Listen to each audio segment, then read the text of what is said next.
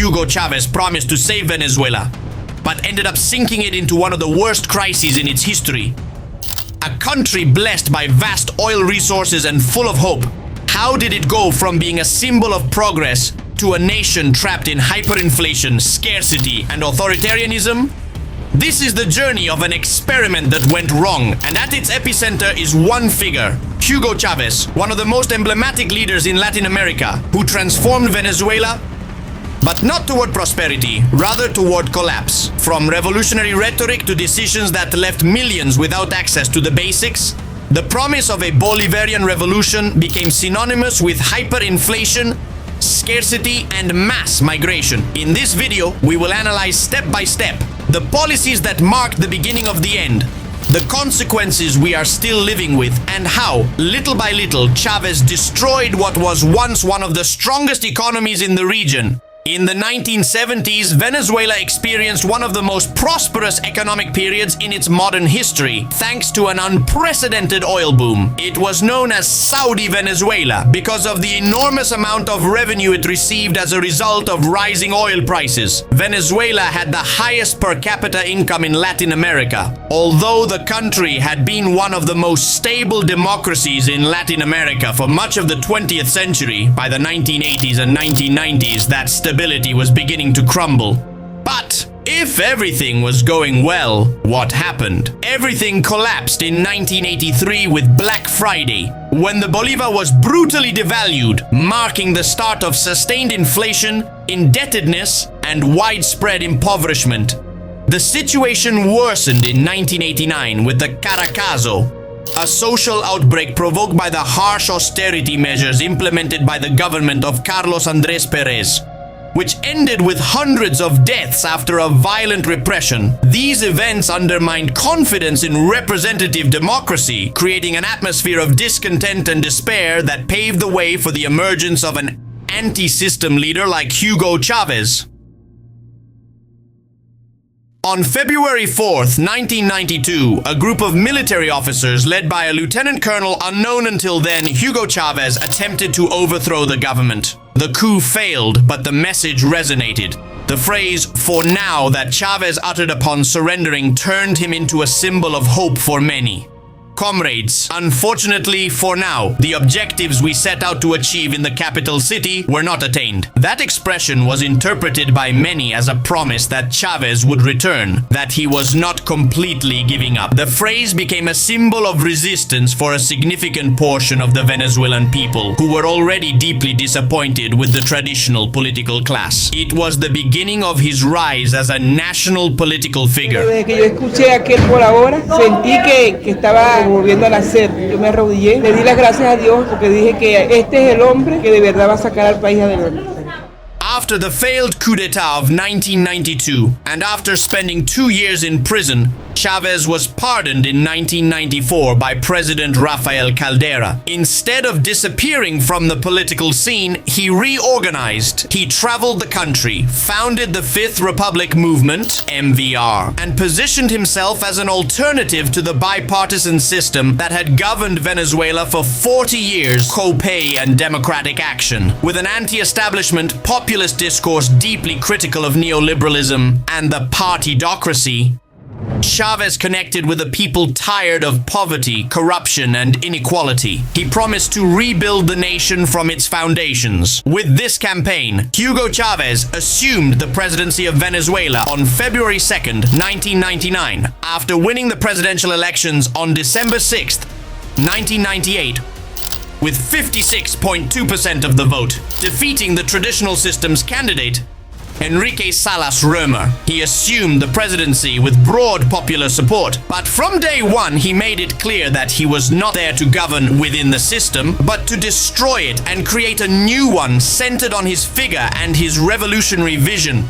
For almost a decade, Chávez lived his own economic miracle. With oil prices skyrocketing and near total control of the state apparatus, he launched an ambitious economic plan that combined massive subsidies, runaway public spending, and a dangerous dependence on oil revenue. What happens when a country depends almost entirely on a single source of income? the price of a barrel of oil increased by 350%. Venezuela, with the largest reserves in the world, experienced an unprecedented rain of petrodollars. Instead of investing in infrastructure, diversification, or a sovereign wealth fund, oil revenue was allocated to immediate social spending. Chávez implemented massive social programs financed directly by PDVSA. These policies achieved real social improvements in the early years, but the missions were outside the national budget, without fiscal control, without auditing, and without technical continuity. They were politicized. Access often depended on political affiliation. Efficiency and quality were very low, and many of them collapsed when the money ran out. And what happened when the petrodollars ran out? This Venezuela was like building a sandcastle, beautiful, but doomed to disappear. In 2003, after the oil strike, Chávez imposed currency controls, KDV, and price controls on basic goods. The goal was to curb inflation and protect the poorest, but it caused the opposite. Freezing prices in an inflationary economy is like putting a lid on a pressure cooker. The explosion is inevitable. The currency control and the hostile climate toward private enterprise caused a massive capital flight. Chávez began importing almost everything, including food, cars, and even toilet paper. Venezuela did not produce. It bought with petrodollars what it had previously manufactured. Chávez turned the state into an entrepreneur. He created banks, factories, TV channels, airlines, and food distributors. But these companies were inefficient, loss-making, and poorly managed. A revolution is not made through dialogue, it is imposed. That was the logic that guided Hugo Chávez during the years in which he dismantled the productive economic apparatus, destroyed democratic institutionalism, and left the country without legal guarantees. Between 2005 and 2012, Chávez carried out a systematic campaign of expropriations.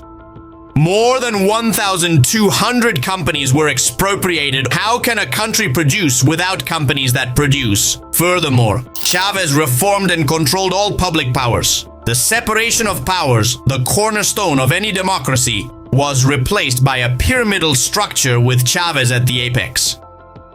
Chávez shut down independent media such as RCTV in 2007. He promoted a network of state and community media under officialist control, and many journalists were persecuted, sued, or forced into exile. Laws such as the social responsibility in radio and television law, resorte law, restricted subversive content.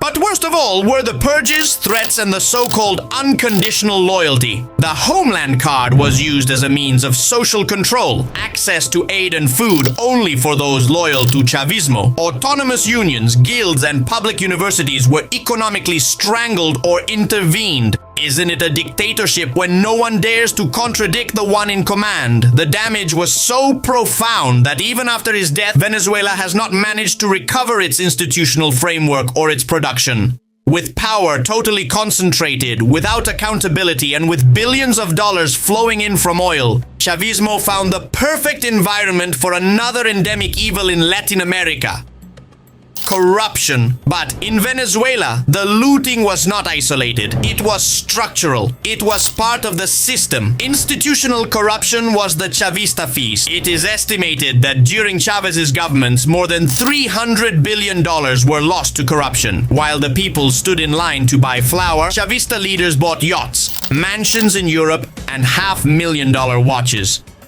The revolution offered everything except freedom.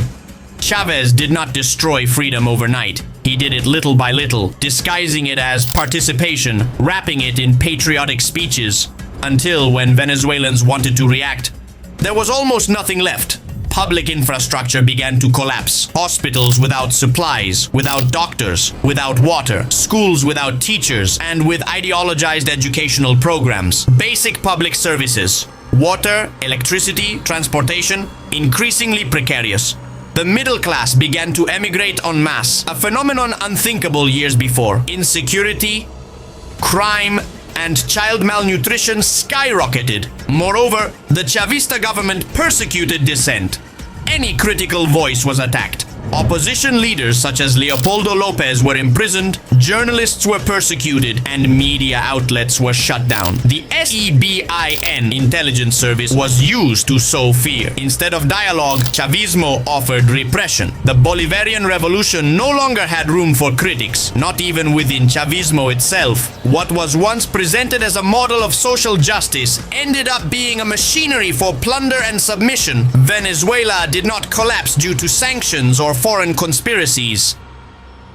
It collapsed from within, devoured by greed, clientelism, and impunity. Hugo Chávez died on March 5th, 2013. But the system he created, his ideology, his style of government, and the wounds he left behind are still very much alive in today's Venezuela. Chavismo is a lesson for the world. Charismatic populism can be the gateway to an institutional abyss. Populism is a political strategy, not a specific ideology. It can be left or right-wing and is characterized by appealing directly to the people as a homogeneous mass, opposing a corrupt elite or privileged groups, promising quick solutions to complex problems, concentrating power in a charismatic leader, and using emotional, polarizing, and confrontational language. Example, both Chávez in Venezuela and Bukele in El Salvador use populist rhetoric, although they have very different economic ideas. Chávez once said that 21st century socialism was the cure for all of Venezuela's ills. This socialism is an ideological and economic doctrine that seeks to adapt classical socialism, Marxist-Leninist, to modern times, with particular influence in Latin America. The term was promoted by Hugo Chávez, influenced by Fidel Castro, and applied mainly in Venezuela, Bolivia, and Ecuador. As in Chávez's, populism is the rhetorical vehicle, and 21st century socialism is the ideological content. Chávez used populism to gain power, and once in government, implemented 21st century socialist policies. Today, his promise is buried under a ruined economy, a failed state, and a fragmented society. This is not just the story of one man, but of how an entire country was seduced by a dream that became its worst nightmare. Do you believe that Venezuela will be able to recover its democracy someday? Leave your answer in the comments, and if you liked the video, don't forget to give it a like and subscribe for more videos like this. See you next time!